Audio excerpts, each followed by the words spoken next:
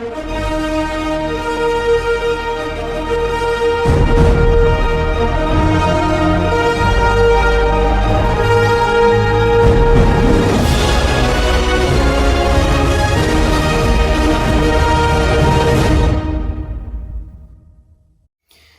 sebelumnya perkenalkan, nama saya Iman Paraji, NIM saya 2515051086.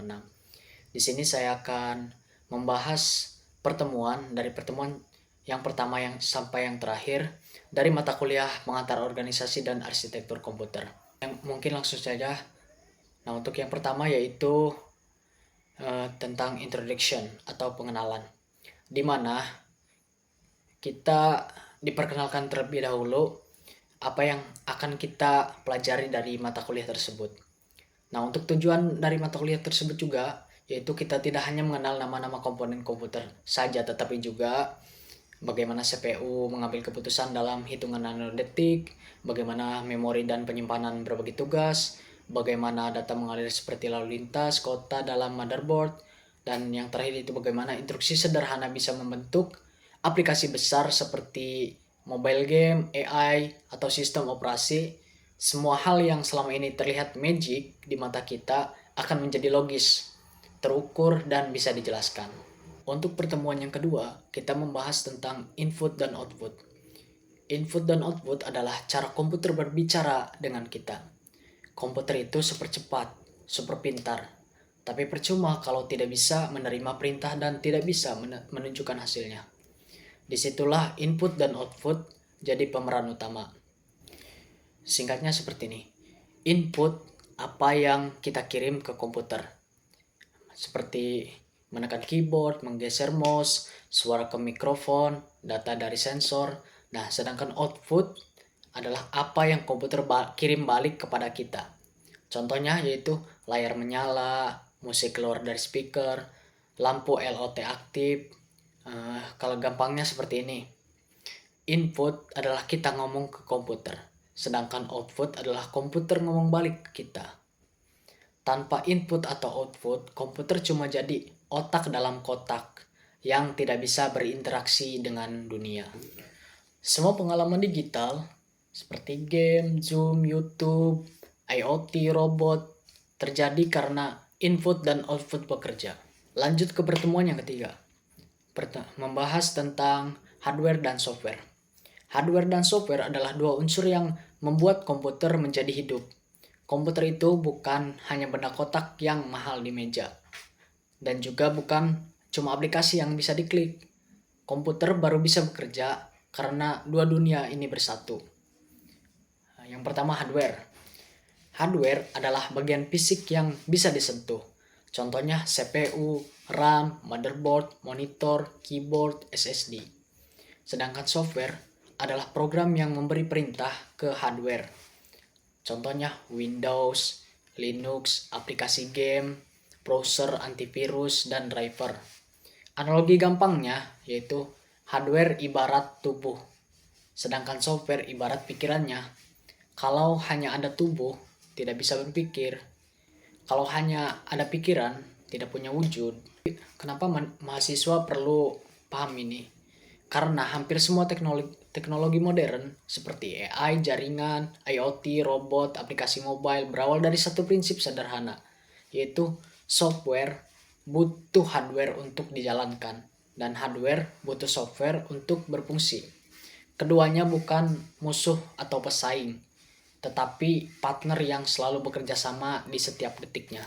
Nah, untuk pertemuan yang keempat, kita membahas tentang eksternal hardware dan memori.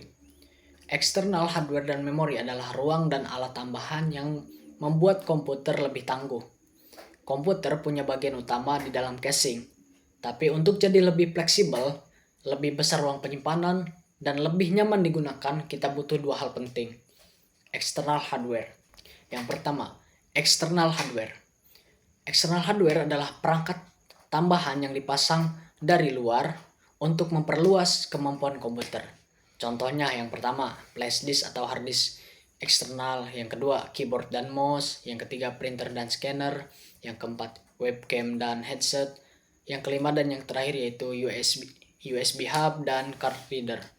Ibarat manusia, Ini adalah alat bantu yang membuat kita bisa bekerja lebih cepat, praktis, dan lengkap.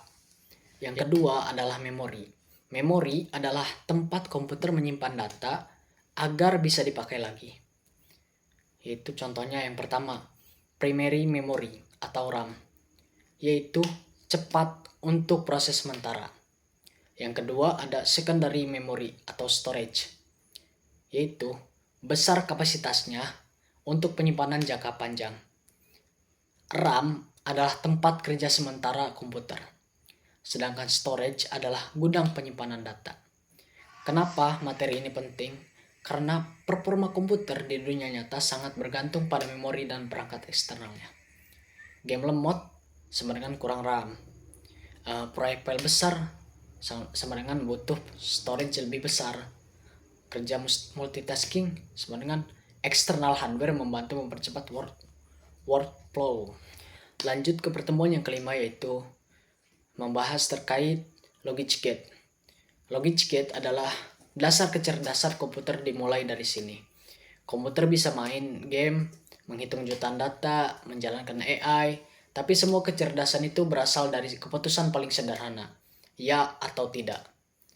Keputusan sederhana inilah yang disebut logika, dan komputer menjalankannya melalui logic gate atau gerbang logika. Apa sih logic gate itu? Jadi logic gate adalah sirkuit elektronik yang mengolah sinyal 0 dan 1 untuk menghasilkan keputusan. Yang pertama yaitu input adalah 0 atau 1. Yang kedua, proses logika. Aturan gate adalah AND, OR, NOT, dan lain-lain.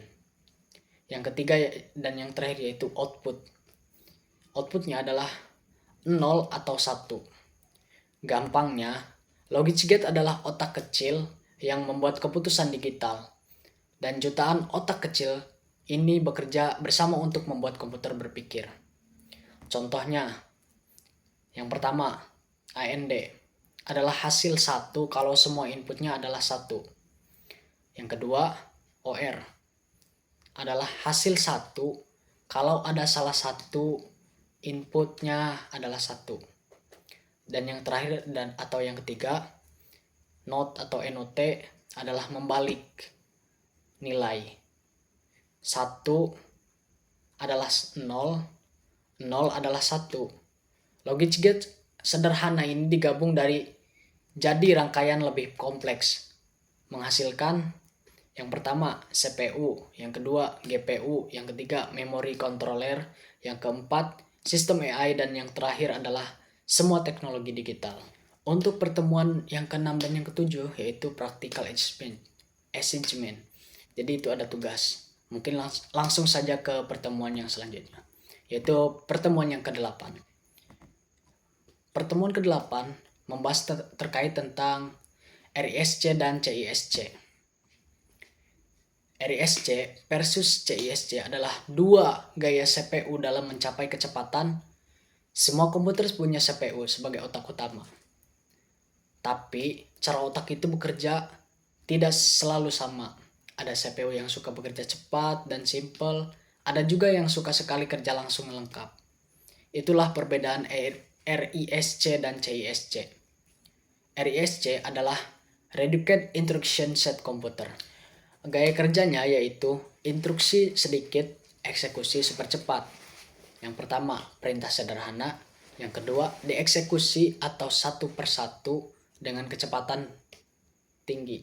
Yang ketiga, cocok untuk efisiensi dan performa per watch. Bayangkan, orang yang bekerja cepat dengan tugas kecil-kecil tapi selesai banyak. Contoh implementasinya adalah ARM prosesor seperti HP, smartphone, IoT, dan tablet. Sedangkan CISC adalah Complex Instruction Set Computer. Gaya kerjanya yaitu instruksi lebih banyak dan lebih kompleks.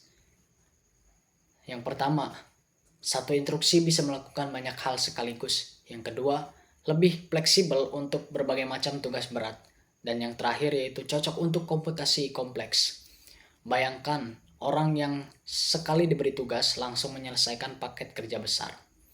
Contoh implementasinya adalah Intel dan AMD, seperti PC, laptop, dan workstation. Lanjut ke pertemuan yang selanjutnya, yaitu pertemuan 9. Pertemuan 9 membahas terkait pipelining. Pipelining adalah teknik yang membuat CPU berlari lebih cepat. CPU modern itu cepat bukan hanya karena clock-nya tinggi, tapi karena ia mengerjakan banyak instruksi secara bertahap dalam waktu yang bersamaan. Teknik inilah yang disebut pipelining. Apa sih intinya dari pipelining itu? Alih-alih menunggu satu instruksi selesai dari awal sampai akhir, baru lanjut instruksi berikutnya, CPU membaginya menjadi tahapan atau stage dan menjalankan instruksi baru pada setiap stage secara paralel. Secara gampangnya yaitu bukan mempercepat satu orang bekerja, tetapi membuat beberapa orang bekerja di waktu yang sama. Analogi mudahnya yaitu bayangkan pabrik cuci motor. Tahapan pekerjaan: stage 1 semprot air, stage 2 sabun dan gosok, stage ketiga yaitu bilas, stage 4 keringkan, stage 5 poles. Jika satu motor dikerjakan dari awal sampai akhir, baru motor kedua mulai sama dengan lambat. Kalau setiap stage bekerja simultan pada motor yang berbeda, produktivitas meningkat drastis. Begitulah prinsip pipelining dalam CPU. Hasilnya, yang pertama, instruksi lebih banyak selesai dalam waktu lebih singkat. Yang kedua, pemrosesan menjadi lebih efisien dan responsif. Dan yang terakhir yaitu performa meningkat tanpa harus menaikkan frekuensi CPU terlalu tinggi. Lanjut ke pertemuan yang ke-10 yaitu Operation Unit Control atau Operation Unit dan Control Unit. Dua bagian CPU yang membuat komputer berpikir dan bertindak. Di dalam CPU ada dua tokoh penting yang selalu bekerja sama. Satu berpikir menghitung, satu lagi mengatur semuanya supaya berjalan rapi. Itulah Operation Unit dan Control Unit. Operation Unit atau Arithmetic Logic Unit atau ALU, bagian yang melakukan perhitungan dan logika. Yang pertama, menjumlahkan dan mengurangkan angka. Yang kedua, membandingkan nilai lebih besar, sama, dan lebih kecil. Dan yang terakhir yaitu melakukan operasi logika. Contohnya AND, OR, dan NOT. Gampangnya, ALU adalah tukang eksekusi yang mengolah data dan membuat hasil. Yang kedua, Control Unit atau CU, bagian yang mengatur alur kerja CPU. Tugasnya itu yang pertama, mengambil instruksi dari memori. Yang kedua, menentukan apa yang harus dilakukan. Dan yang terakhir yaitu mengarahkan ALU dan komponen lain agar bekerja sesuai urutan. Gampangnya, control unit adalah sutradara yang memberikan komando kapan saja dan siapa harus bekerja. Kombinasi keduanya, yang pertama, control unit memutuskan instruksi apa yang harus dikerjakan. Yang kedua, operation unit atau ALU melaksanakan tugas hitung dan logika. Yang terakhir, keduanya bekerja terus-menerus hingga instruksi program selesai. ALU tanpa control unit adalah pekerja tanpa arahan, sedangkan control unit tanpa ALU adalah bos tanpa pekerja. Bersama-sama mereka membentuk tim inti kecerdasan CPU. Selanjutnya pertemuan yang ke-11 yaitu membahas terkait chipset. Chipset adalah manajer lalu lintas di dalam motherboard. Komponen komputer itu banyak, seperti CPU, RAM, GPU, storage, USB, keyboard, jaringan, speaker, dan lainnya. Kalau semua saling terhubung tanpa koordinasi, akan menjadi kacau, lemot, dan terjadi konflik. Disinilah chipset jadi pahlawan yang tidak terlihat tapi sangat menentukan kinerja komputer. Apa sih chipset itu? Jadi chipset adalah pengendali utama komunikasi antar komponen komputer di motherboard. Tugasnya adalah mengatur data dari dan ke CPU. Yang kedua, mengatur akses memori atau RAM. Dan yang terakhir, mengatur koneksi ke GPU, storage, USB audio, LAN, dan lain-lain. Gampangnya, Chipset adalah pusat koordinasi yang memastikan semua komponen bekerja harmonis. Kenapa sih chipset itu penting?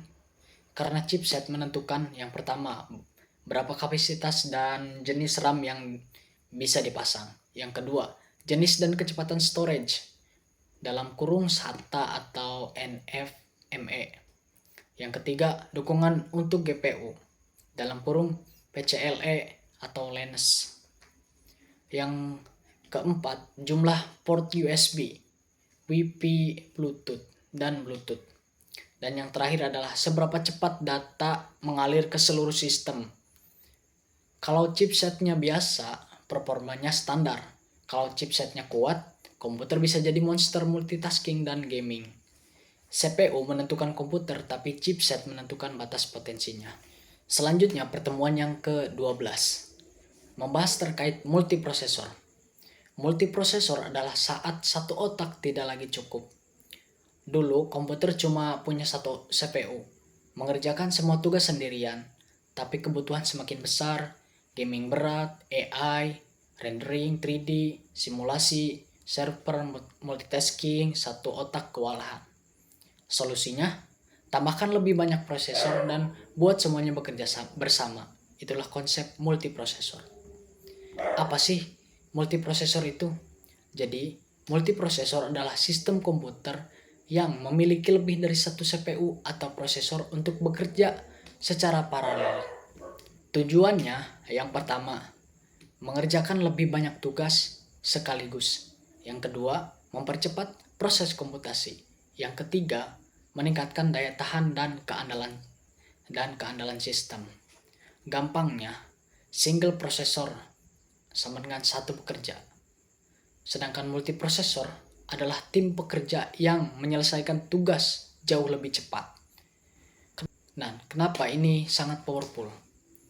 Karena multitasking menjadi jauh lebih efisien. Contohnya yang pertama, CPU 1 mengurus game. Yang kedua, CPU 2 mengurus background apps. Yang ketiga, CPU 3 mengurus AI calculation. Yang keempat dan yang terakhir, CPU 4 mengurus grafik dan fisik. Sistem server dan superkomputer bahkan memiliki puluhan, ratusan, bahkan ribuan prosesor bekerja bersama. Semakin banyak prosesor, semakin besar tenaga komputasinya, dan semakin hebat kemampuan komputer membagi pekerjaannya. Selanjutnya, pertemuan yang ke-13 membahas terkait tentang komputer performance atau performa komputer. Performa komputer adalah efisiensi sistem dalam menyelesaikan tugas yang diukur berdasarkan kecepatan, waktu, eksekusi CPU, hasil dari perkalian jumlah instruksi, siklus per instruksi atau CPI, dan kecepatan detak prosesor. Selanjutnya, pertemuan yang ke-14 dan pertemuan yang ke-15 membahas terkait tentang memahami perbedaan organization dan arsitektur komputer. Arsitektur komputer, singkatnya, arsitektur komputer berfokus pada atribut sistem yang tampak bagi pemrograman seperti set instruksi. Sedangkan organisasi komputer berfokus pada implementasi operasional antar unit perangkat keras. Mungkin itu saja yang bisa saya sampaikan, kurang lebihnya mohon maaf. Sekian dan terima kasih.